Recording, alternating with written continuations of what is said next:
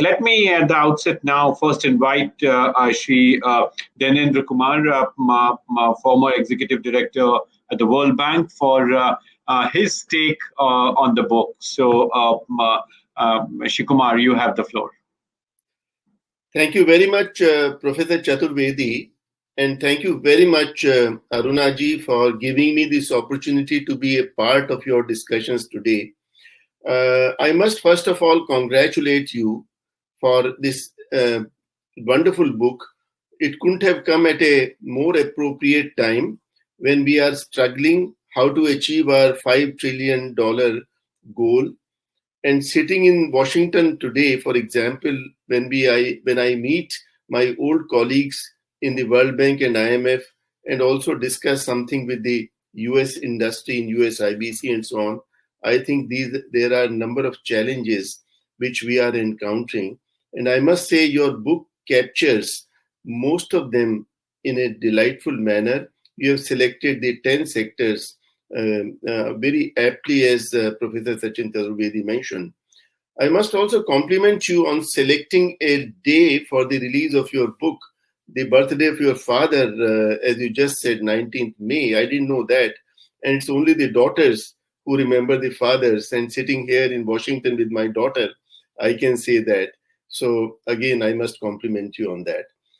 I've generally glanced through the book, and I must say that you have given a very deeply analytical, very comprehensive, and in a very bold way, some of the conclusions which you have drawn, a number of them thought-provoking, very analytical, and I feel that the prognosis which you have given is very timely for some of the policymakers involved. The challenges before us are many, huge. We are a democracy, and therefore we are different when we compare ourselves with China and many other countries. And our democracy is also a very vibrant democracy. If we start discussing any matter, whether it is 9 o'clock in the morning, on this there would be many views, whether it is 9 o'clock IST, 9 o'clock ET, whether it is 9:10 and whatever it is, and no two clocks. So, and I'm reminded of something else suddenly while talking. I used to be Secretary Roads and Highways in Government of India way back in 2003-4. At that time, I had a visiting Chinese delegation, and we were struggling with land acquisition for our East-West Corridor and NHDP. And I asked my counterpart, the leader of the Chinese delegation, how do you acquire land? And he was puzzled. He said, what is there to acquire? Land is there, you go and construct wherever you want. My problem was that we had been stuck with a patch of land a few kilometers where people involved had obtained stay from the courts. So we are in a functioning democracy, vibrant democracy, where people have different views, and courts are also taking different views at times. So therefore, to get things done and achieve the outcomes that the policy planners have planned is also a challenge. Having said this, I'm very happy that we have amongst in the panel Preeti Sudan, who has been Health Secretary in the Government of India. In my view, the biggest challenge for attaining our $5 trillion goal would be to fix our healthcare system first. And there are a number of things, because if these corona waves, and we have suddenly been alerted today that the third wave could be around the corner in the next 4 to 6 weeks or whatever. So we have to gear ourselves up, because this is the main depressant in the GDP growth, in the economic activity. So first of all, we have to fix the health infrastructure and fix it on a sustainable basis. So unless we have a system which is resilient, shock-proof, where we can encounter any such issues going forward, because there could be other pandemics which could come from time to time. So the health of our nation, our people, should be given the utmost priority. There are a number of other issues, very timely and very well analyzed from the point of view of a practitioner, development practitioner, and I must compliment you on many of these things. But one thing which I wanted to mention, that there is probably not adequate mention about the center and states. We have to consider also the dynamics, the relationship between center and states, and during the policies, how to make sure that there is synergy in implementation, which of course in a nation, in a federal polity like ours, sometimes could be difficult because there are different complexions of the parties in power. Yet that remains a major roadblock, how to achieve that when we are planning our policies.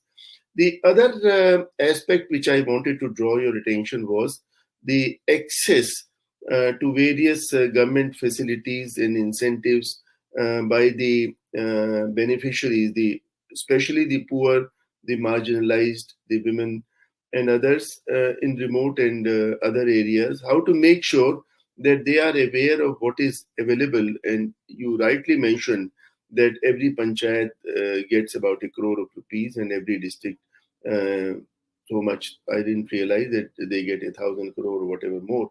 But how to make sure that the beneficiaries are aware, and the whole plethora of schemes, whether agriculture, rural development, health, and so on, and how to make sure that the beneficiaries are able to draw, they have access to those benefits. I must also compliment the author and the publisher for the pictorials and graphs. They are very illustratively depicting the issue that you wish to do, and that makes the book extremely interesting. One more thing which I wanted to mention was about the bottoms-up approach, the need of a bottoms-up approach in the policy making. Sometimes the top-down approach may not exactly yield the kind of results unless we know where the shoe pinches and how to fix that those things in the policy making. So perhaps something could be done in our polity of things. There are already participation of the community and the Panchayati Raj and so on. But in several districts, for example, I've found that in the health administration, they have done exceedingly good. So how best to do it? The involvement of people. Some of the aspirational districts have done delightfully well.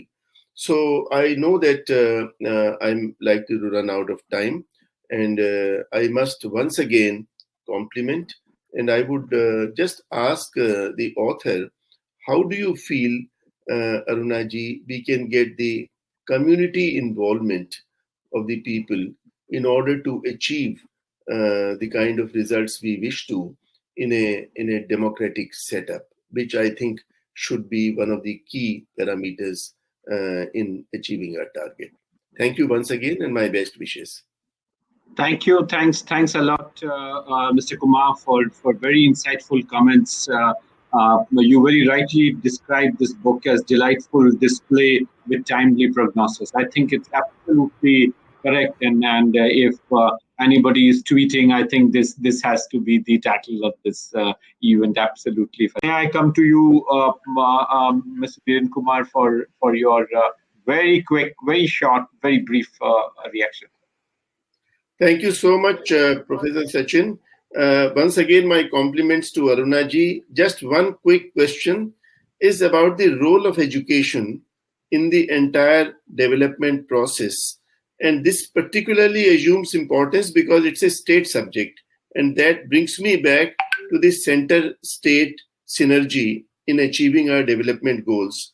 In my view, education is extremely important, both school and higher education, and linked to the job growth, as also to the R&D and technology infusion. So altogether, I feel that unless we are able to provide this, the demographic dividend would be a disaster for us. So we need to focus a bit more on this. Thank you.